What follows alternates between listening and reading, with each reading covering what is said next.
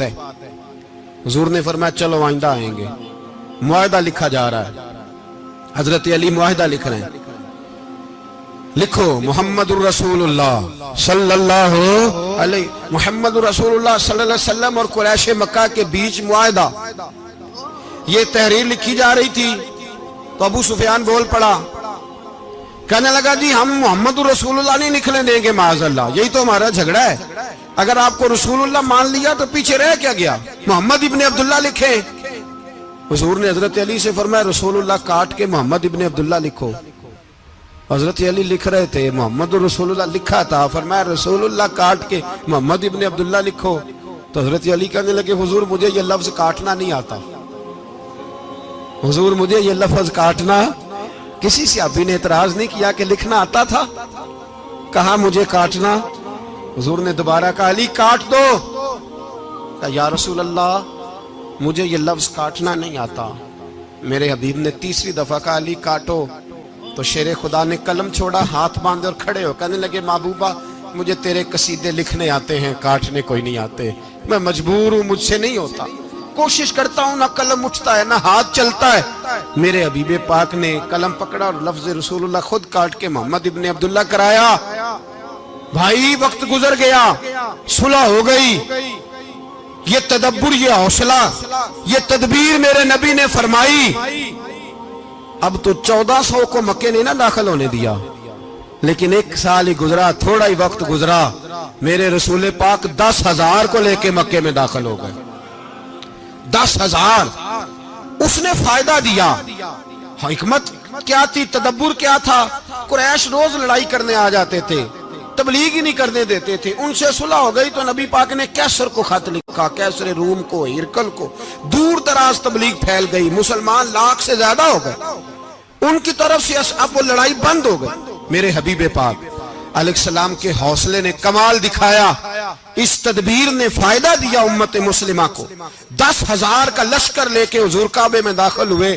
کل جو ابو سفیان کہتے تھے نا محمد رسول اللہ لکھنے نہیں دوں گا، آج وہ خود کہہ رہے تھے اشہد ان لا الہ الا اللہ واشہد ان محمد رسول اللہ صلی اللہ علیہ۔ کل جو کہہ رہے تھے کہ میں یہ لفظ نہیں لکھنے دوں گا، آج ابو سفیان کی حویلی میں لاکھوں لوگ، ہزاروں لوگ بیٹھے تھے اور سارے کہہ رہے تھے محمد الرسول اللہ محمد الرسول اللہ محمد الرسول اللہ صلی اللہ علیہ وسلم۔ میرے محبوب کی تدبر نے، فقاہت نے، اور پھر کمال ہوا۔ 1400 کہاں اور 1,44,000 کہاں، 1400 کہاں اور 1,44,000۔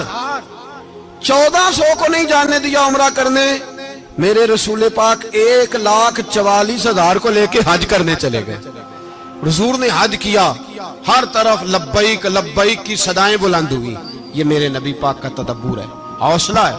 اگر وقتی طور پہ حوصلہ کر جاؤ گے، دلیری کر جاؤ گے، آنے والا وقت آسان ہو جائے۔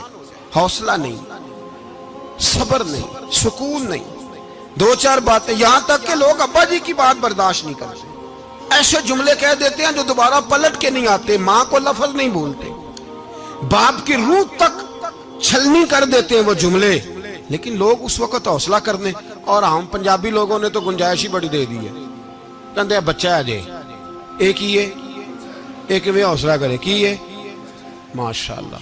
تو اگر جوان ہو گیا تو کہتے ہیں گرم خون ہے، مکہ کم۔ اگر بوڑھا ہو گیا تو کہتے ہیں بوڑھوں میں حوصلہ نہیں ہوتا، نہ بچے میں نہ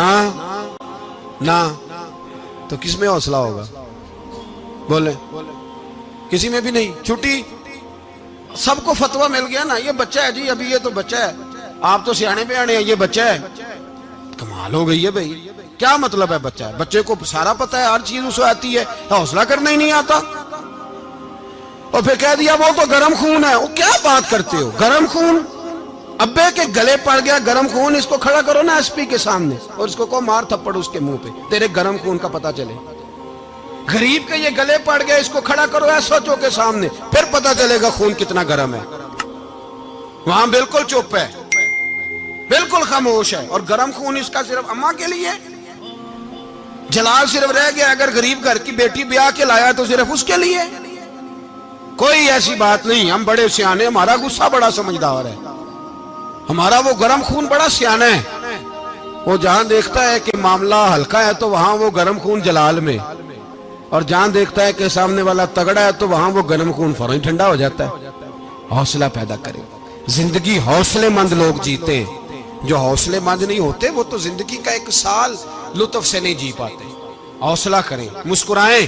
میرے نبی پاک صلی اللہ تعالی علیہ وسلم نے نا عثمان بن طلحہ، کعبے کی چابی ان کے پاس ہوتی تھی، تو حضور نے ایک دن فرمایا عثمان، اچھا یہ نہیں تھا کہ عثمان خاص لوگوں کو چابی کعبہ کھول کے دکھاتے تھے، بلکہ ان کو قریش کی جانب سے یہ حکم تھا کہ جو بھی تجھے کہے تو نے کعبے کا دروازہ کھول دینا۔ نبی پاک علیہ الصلوۃ والسلام نے نا ہجرت سے 2-4 دن پہلے کہا کہ عثمان ذرا چابی دو، میں نے کعبہ اندر سے دیکھنا ہے۔ بڑے ٹھنڈے دل سے ذرا سننا، ادھر دیکھو میری طرف، ادھر دیکھیے گا ذرا میرے بھائی۔ میں نے ایک بندے سے کہا یار پانی کی بوتل دینا دکاندار سے، ایک ہے اس نے کہہ دیا نہیں میرے پاس۔ اس بات کا کوئی غصہ؟ بولیے۔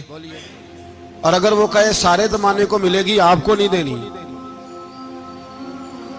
پھر بولیں میرا خیال ہے چپ کر کے ہنس کے آ جائیں گے، سوال ہی نہیں پیدا ہوتا۔ ہم کہیں گے مجھے نہیں نہ دینی، تو نے تو دکان اٹھا یہاں سے بند کاری سے، کیا مطلب ہے سب کو دینی ہے تجھے نہیں دینی، کیا معنی ہے اس کا؟ لے کے جاؤں گا، جھگڑا ہوگا، بحث کریں گے۔ عثمان بن طلحہ سے حضور نے فرمایا دروازہ کھولو، کعبہ دیکھنا ہے۔ عثمان کہنے لگا میں ساری دنیا کو دکھاؤں گا، آپ کو نہیں دکھاؤں گا۔ کتنی سخت بات ہے، پر قربان جائیں رسول اللہ کے حوصلے پہ صلی اللہ علیہ۔ عثمان کہتے ہیں میں نے یہ بات کی تو نبی پاک مسکرانے لگے، اور میں اچھا نہیں دینی، تو حضور نے نا مسکرا کے اور میری کمر پہ تھپکی دی، فرمایا اچھا یاد رکھنا یہ چابی میں تجھ سے لے لوں گا، اور جس کو میرا دل کرے گا میں اس کو دوں گا۔ عثمان کہتے ہیں روز رات کو نبی پاک کے یہ جملے میرے کانوں میں گونجتے تھے کہ حضور نے فرمایا۔ کہتے ہیں جس دن پتا چلا نا نبی پاک 10,000 کا لشکر لے کے آ رہے ہیں، تو ابو سفیان میٹنگیں کر رہے تھے، مکے کے سارے سردار تیاری کر رہے تھے، اور میرے کانوں میں ایک ہی لفظ تھا کہ حضور نے فرمایا میں چابی لے لوں گا، پھر جس کو میں چاہوں گا اسے دوں گا۔ عثمان کہتے ہیں حد ہو گئی، وقت گزر گیا،